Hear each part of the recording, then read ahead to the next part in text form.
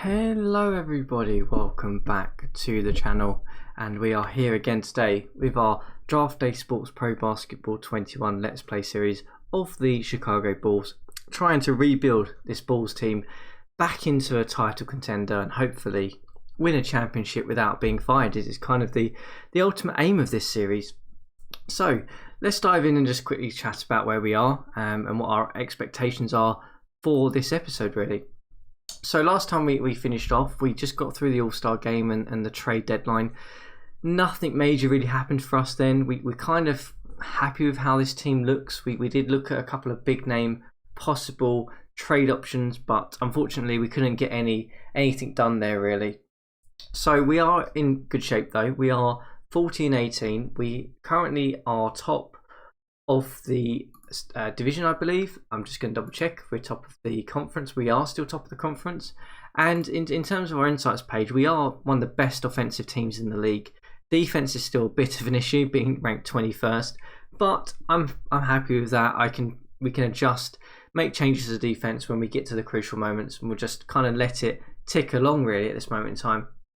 So the purpose of today's episode really is to try and get through the rest of this season and get ourselves into the playoffs with a good seed hopefully, avoid any chaotic injuries, and kind of go from there, to be honest with you. That is the plan and the expectations. So we're going to restore our lineup first of all to get this set up. So no surprise that we are going to just make some minor adjustments here and just make sure that we've got everything set up how we want. We obviously talked a little bit last time about possibly changing a little bit the rotation, but I'm going to stick with what we've got here. It's kind of been working very well for us. We're obviously keeping that starting five, which is kind of the main bulk of it, and we're going to hopefully pray that we can avoid injuries in this sim. As you can see, I've also sort of basically left Bledsoe and White sort of taking the guard minutes. Birch and Williams are kind of taking those minutes, and then Young is taking a couple of the front court minutes really. So let's get going. Let's crack on. Let's just say we want to just sim to the playoffs. We will stop on any injuries. Actually, before we do that, let's just check our emails. So we just have some scouting updates for the draft, but to be perfectly honest with you, I am not worried about that at this stage. Our main focus today is to just crack on and get ourselves into the position of the playoffs. We have 52 days to get through, so it's quite a considerable amount. We'll see if we get any injuries, and then we'll probably come back and do a little bit of a recap as we talk through. But I'm really hopeful we're going to end up being a top 4 seed this year. That is my expectation as we get our first win there against Utah on this sim. And the reason why is just we've been in such good form. We've looked so good. I mean, Clark has been phenomenal for us. He's just made that huge step up this year as we hit an injury already in this sim. And it is Wendell Carter Jr. who is out for 3 days. So I'm just going to go straight in and just put Young in there, I think, at this moment in time, and just basically give him all of these minutes for those 3 days, and we'll then come back and restore the lineup from there, I think. So let's just go ahead and just say, look, Young, you can just take those minutes for a game. I'm not, again, we're not overly worried. We've already won 40 games, and realistically I kind of want to get us to 50 odd games winning. Ideally 55 will give us a definite top 4 seed in my opinion, but we'll carry on. We obviously get the loss there, no surprise. We kind of without our main guy in the front court there. So we go for our second day, and then we've got our third day where we do play the Bucks, and we lose the Bucks there. And we've suffered a bunch of injuries. Oh my goodness me, that is frustrating. So Birch is out for 15 days. Williams is out for 10 days. Okay, so let's restore this lineup. Let's get Carter back in. As you can see, guys, I mean, the main problems that you have during the regular season in this game is just the little minor injuries that you get. And it can be frustrating, and it's really valuable to make sure that you have decent depth position players, which we do have this year. And we have made a conscious effort to basically to bring these guys in from free agency or from trades and such, to make sure we do have people who can step in and sort of take those key rotation minutes from guys if they do get injuries. So obviously we'll move Stevenson up, we'll move Gafford up, and then Birch and Williams will just go down here. So we've got 10 days for them to be out. We will, again, no real major shock. We'll just get through those first 10 days and then we'll readjust.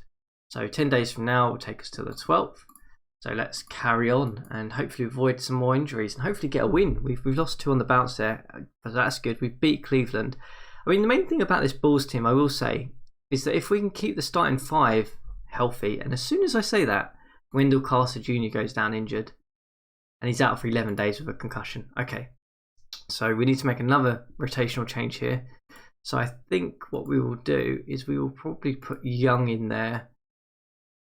Again, we'll just give Young his minutes from Wendell Carter Jr. I think we'll give Gafford those minutes just so that he does actually have a breather through the game, to be honest.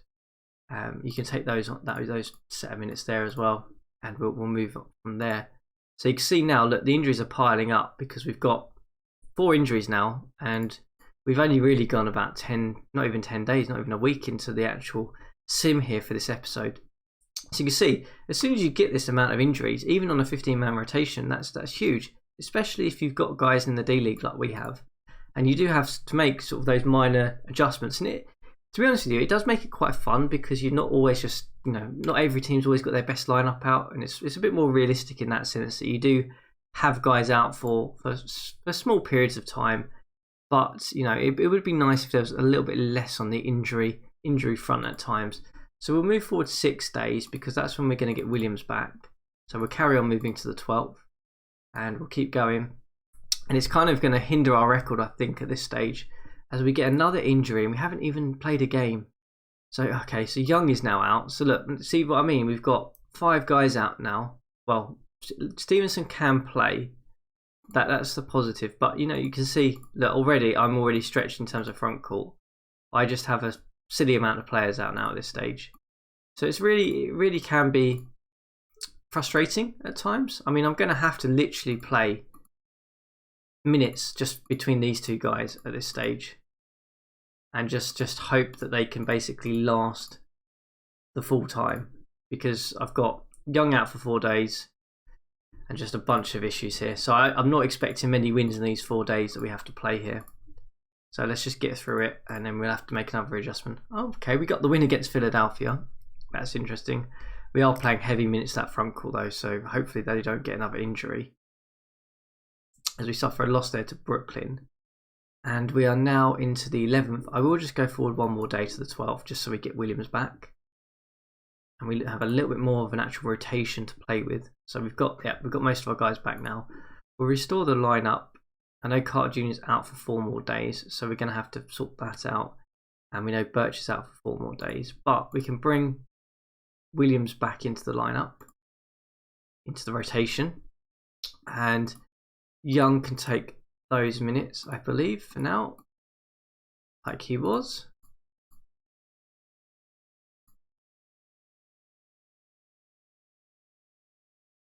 So that takes Carter out of the rotation. We put Young back in for Gafford. And yeah, okay. And obviously Gafford is going to have to take, not that minute, these minutes here.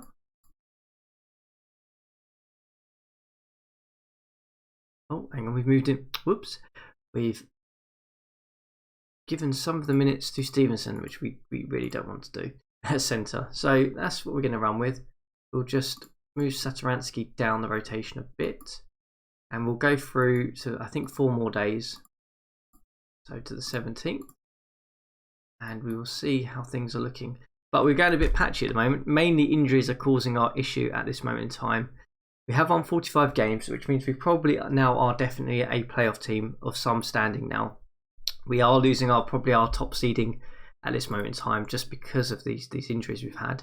So we can finally restore the lineup back, which is great. Birch can come back in for Gafford, and Young can come up.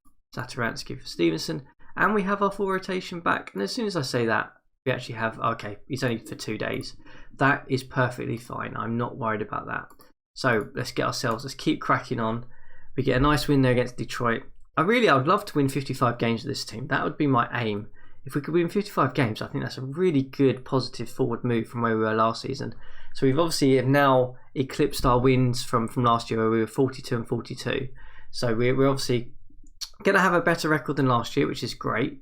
We have Trent out for 11 days. So this is an interesting injury actually, because obviously we know Trent, the main thing that he provides to us is shooting. So there's an argument that you could probably say to put Bledsoe in, but he's not a good shooter. I don't want to put a non-shooter in. Same with White. He's not particularly the world's greatest shooter. Actually saying that, he's not terrible. He's actually improved this year. Obviously he's playing a lot less minutes. That's interesting. I was going to suggest probably Satoransky or Stevenson. But I tell you what, I might give White a go. Why not? He's a youngster. We can kind of afford to. We're in the playoffs. I'm going to basically say, White, you can take all of these minutes off of Trent Jr. And I'm going to give you a good run of minutes here, and just see if you can kind of make it happen, really. So we've got to go forward 11 days until Trent Jr. is back. So that'll take us, what's that? 2, 4, 6, 8. I believe until about there. Let's just get to there. I'm interested to see how White does in our rotation. We'll have a little check back on that. We suffer a loss there to and a loss there to Phoenix. Two losses in a row there. Takes us to 40. Oh my goodness me, 49-26. Now we are okay. It kind of shows how important Trent Jr. is to our rotation. So that's something we're going to have to bear in mind going forward. We'll probably need to think about a better backup option for Trent Jr. If I'm honest. He's out for 1 more day. Okay, and Clark is out for 4 days. Okay, brilliant. So how has he gone in the game logs? Let's have a look. So let's move down. Oh, okay. So was patchy the first game. But he's looked alright in a couple of the games. Yeah, I mean his outside shooting's definitely better. Definitely better. 42% from outside is not terrible. We do have him, I believe, driving a lot. Yeah, we have him driving a lot, which is kind of where I wanted him at.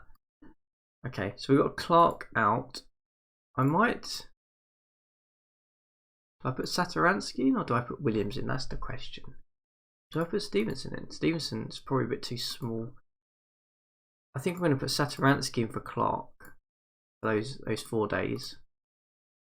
We are going far down the bench now at this stage.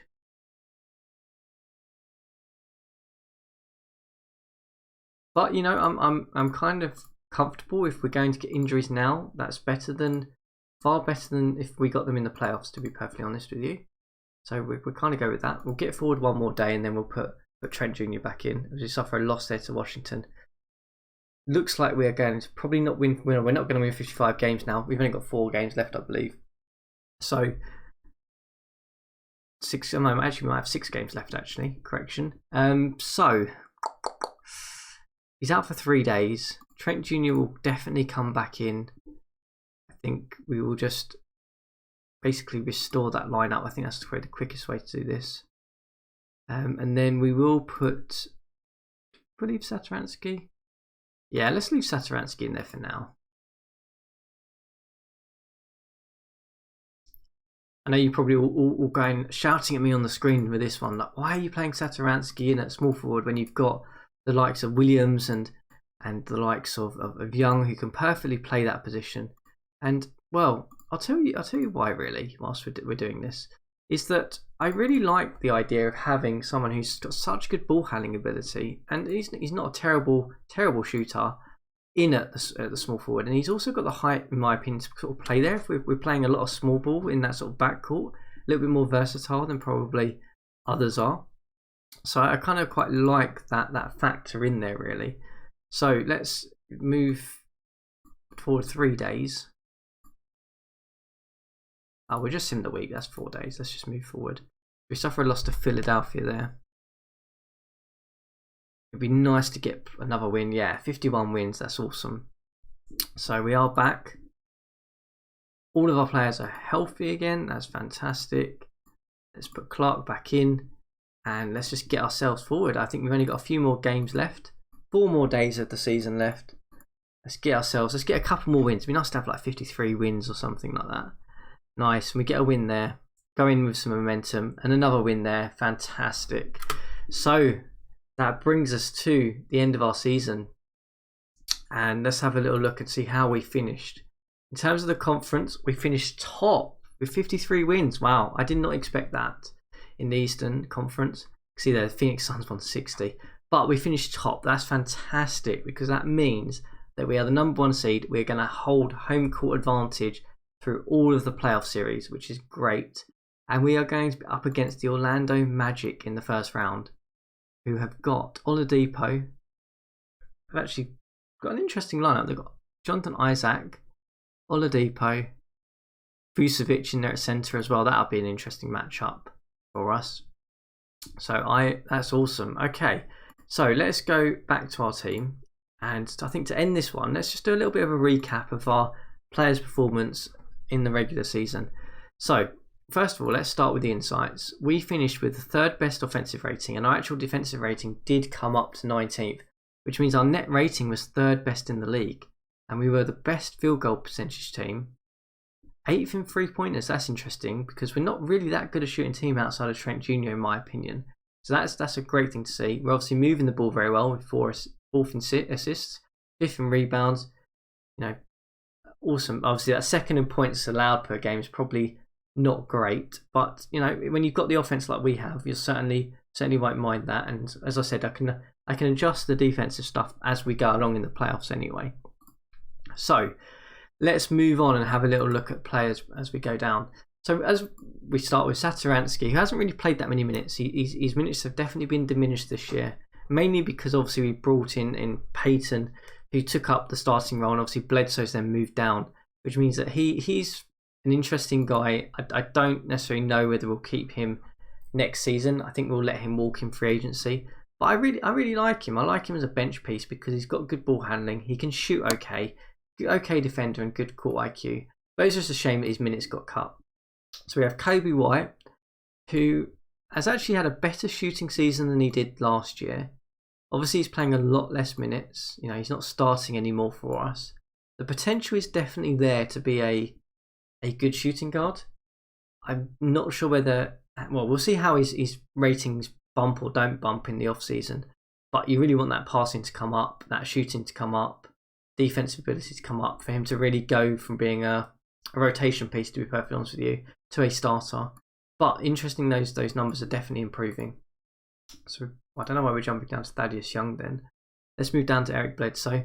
So again, he's kind of an interesting one because he's got a big contract, so he's difficult to move. He's a really nice bench piece still though. He's got good defensive ability. He can at times play the point guard if you need him to, in my opinion still. His shooting numbers are still not fantastic, but that's not the end of the world. I'm kind of comfortable with that because he has a good drawing fouls ability, so he will get to the line a lot. So, you know, we're going to be paying him 90 million next year. Possible trade candidate, but I'm not sure who's going to want to take him. Let's move on down. So we've got Tony Jenkins, who's been playing in the G League for most of the season. I think one thing we should probably do is recall him from the D League at this stage and recall Hutchinson in case we do get any significant injuries. But we have Jenkins, who's actually, if we go back to his actual regular season in the D League, he's looking fairly good. I mean, 18 points per game, 8 assists. Turnovers is a bit high at 3. But he's developed actually okay. He actually looks like he could be a decent shooter at this level. And when you look at that rating, he's not far off. If we go to Trent Jr., he's not far off this, to be perfectly honest with you, in terms of his actual ratings. So he could be our option in terms of backing up Trent Jr. next year. So let's move on to Alfred Payton. Had a phenomenal season for us. I mean, his shooting numbers are all-time high. We're not expecting him to score lots, but his assist numbers are still good. 8 assists per game, you know, off of just 2 turnovers. So his turnovers are nice and low again still. So he looks good, and he's an interesting candidate to possibly utilise his option on. I think we've got a team option with him.